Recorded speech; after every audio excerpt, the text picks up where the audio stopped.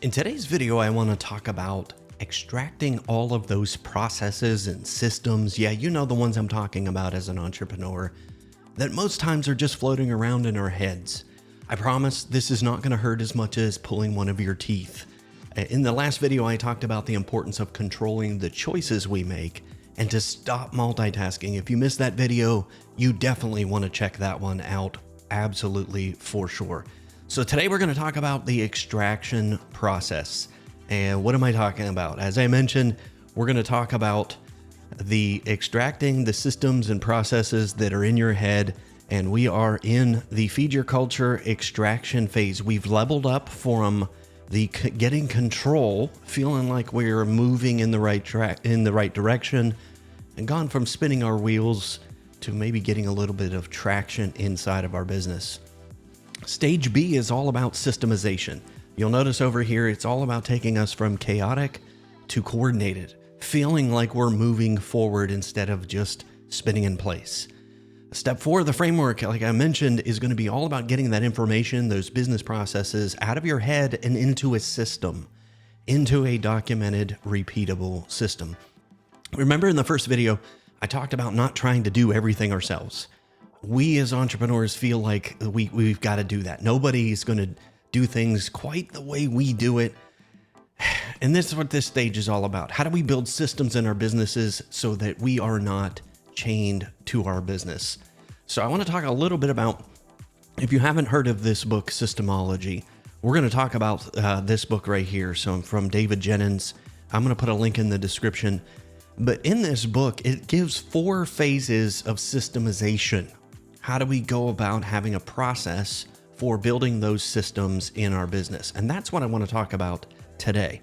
I want to talk about how do we get those systems and processes built inside of our business. So let's talk about the 4 phases, first of all. The very first one is survival.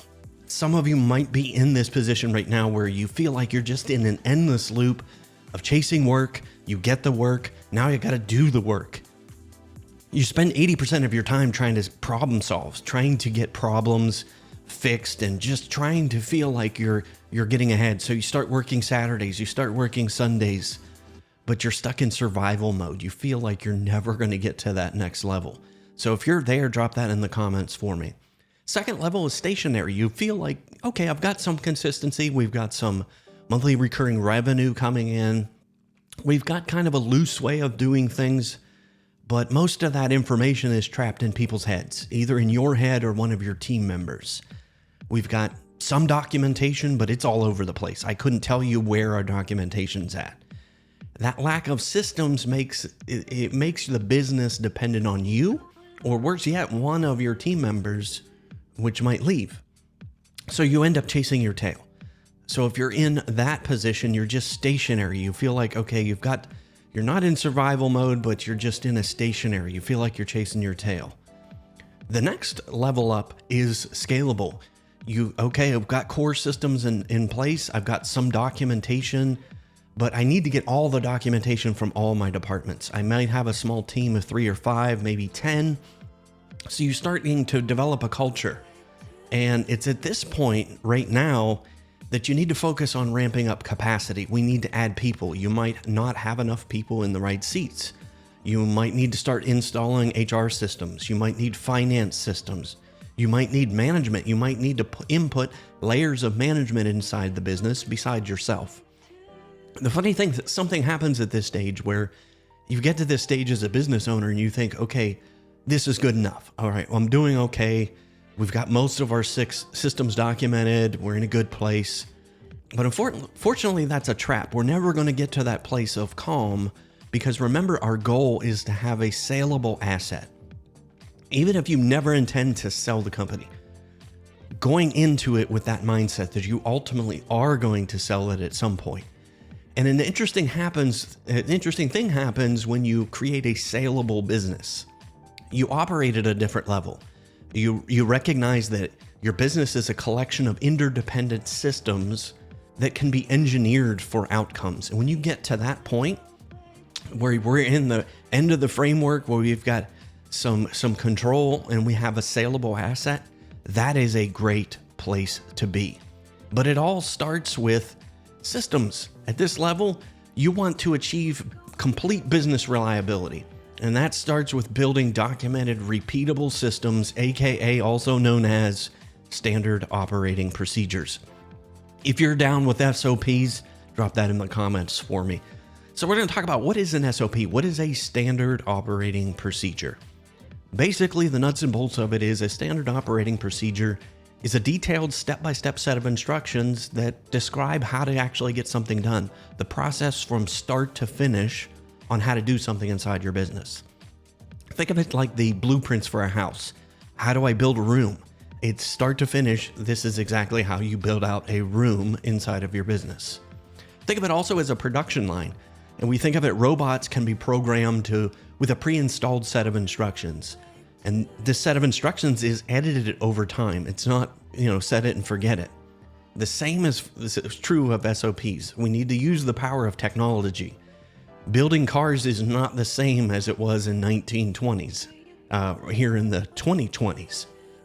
Most of us might be familiar if you had a business, you worked inside of a business for any length of time, you remember the binders.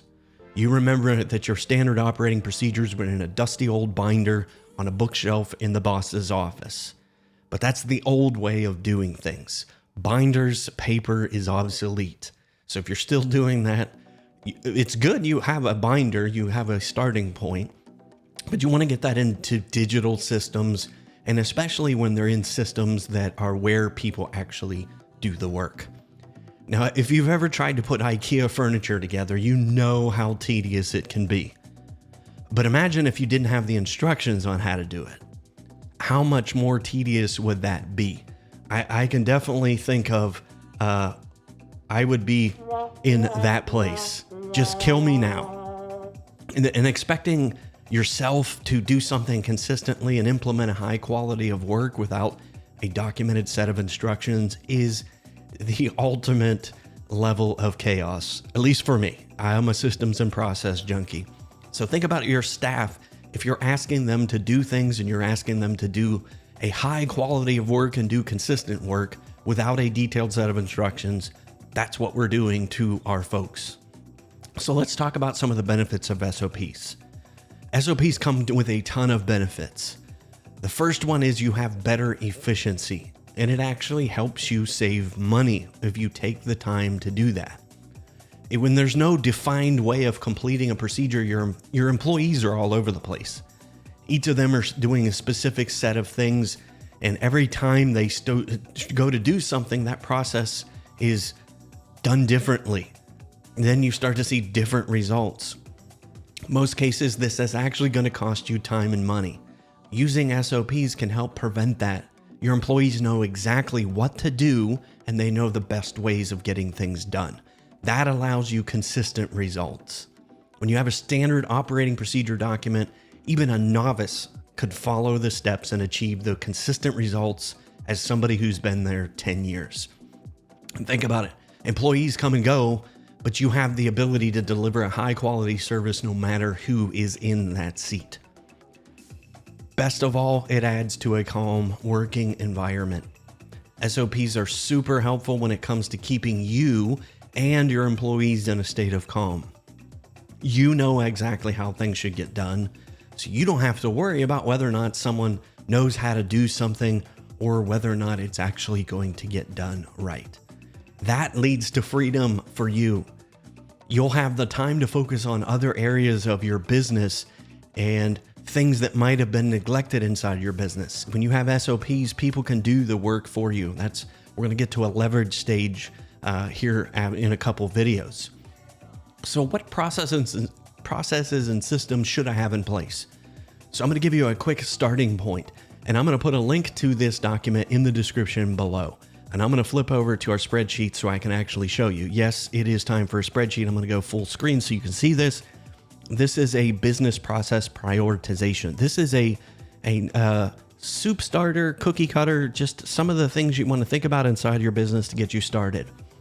So you have this system. We're going to start with customer relationship management. I definitely want to have documentation around that if you don't already have a CRM. So we're going to talk about the process type, and there's drop-down menus in here. So all of this is pre-built for you. What business system? Is it sales, marketing, operations, support, HR, service delivery? And you can change these to fit your business as well. How often do we do this procedure? 1, 2, 3, 4, 5. And the frequency, how often you perform it. 1 is we barely perform the process. 5 is we perform it on a regular basis. So you're going to go through the spreadsheet. What are our documentation needs? Well, how much pain is this putting our business in? Then having somebody responsible for it. The spreadsheet will automatically calculate your score for you. And if you're getting ready to launch a project management or systems management software, am I going to need this process to launch that software? Having links to documentation and take copious notes. So hopefully that gets you started with maybe some of the overwhelm that you might be feeling right now as to where in the world do I get started with all of this stuff? How do I get this stuff out of my head? So again, that's going to be free. Link is in the description for you as well. I'm going to give you some pro tips. And again, these are in SYSTEMology book and from coaching clients over the last 10 years and just things I've learned doing it wrong inside my own businesses. Some quick tips about creating systems. It's a 2-person job, and think about a podcast. When I produce podcasts, I produce video shows, and it's usually a 2-person job. It works best when it's a 2-person job. Somebody's there to share their knowledge and somebody's there to record and document. Your systems champion, that is going to be the person who documents all of those things. And then the knowledge worker inside your business, that's the person sharing that information. How do I actually do something? So it's a 2-person job. So don't feel like you got to do everything yourself. A thing that I've learned in coaching, especially somebody team where there's small teams of 3 to 5, the owner is typically the worst person to document the system. So just think about that in your own business. The owner is typically the worst person to document it, because especially if you're not actually doing the task. But you need a system for creating systems. And I know that's super meta, but having a system that outlines how you're going to go about documenting your systems. And if we can wrap our heads around that you need a system for building systems, that's going to make things go a little bit smoother. So now I'm going to cut to how do I create a SOP system? Yes, this is going to be a super in-depth video. So if you're here to this point, thank you. But we're going to talk about how do I go about creating those systems. Step 1 is identifying the result. What is the result? What is 100% for perfection look like? You're maybe not get there, but what is the ideal outcome? Pick one system inside your business, that especially on that spreadsheet as you go. I've got a soup starter of 100 different processes that you might have inside of a small business. Pick one of those as your guinea pig and pick the system that solves a specific problem. And again, sorting by the pain point inside your company is a great place to start. Second thing that you need to do is identify who produces the result. And that is going to be the person that is going to be documenting this process. And it typically is somebody who knows how to do the job. Step 3 is determining the capture method. And there's so many of this. I'm going to do some future videos on how do we capture SOPs. Screen sharing, screen recording software, your mobile phone. There's so many things that you can use and your team can use that are super simple for them to record that process of how to do something. Then you actually record the task. You record the task, all of the steps, and think about it in terms of the people doing the work. What is in it for me? WIIFM. That's the station they're tuned into. And that's what you really want to emphasize to your team as you're creating these. That your job is to help them reach a state of calm inside their business. So the next thing we need to do is create that system inside of whatever documenting system, and we're going to talk about that in a future video as well. The first time you document a system, you need to know where you're going to store it. And that is the hardest part is, there's so many choices out there. Then you're going to create that step-by-step documentation. And again, remember that first secret, it's a 2-person job. If you have 2 people helping, that makes things go better. 7th step is reviewing the system, get it to a first draft, and, again, rely on the people that are actually doing the work. Then have your team follow up that the system is working and to cross-train others. That is where you're going to reach that freedom inside of your business. A super important pro tip here. Version 1.0 is better than version 0. Done is better than perfect. So don't feel like you got to do everything perfectly right out of the gate. My second pro tip is block time on your calendar to regularly update SOPs.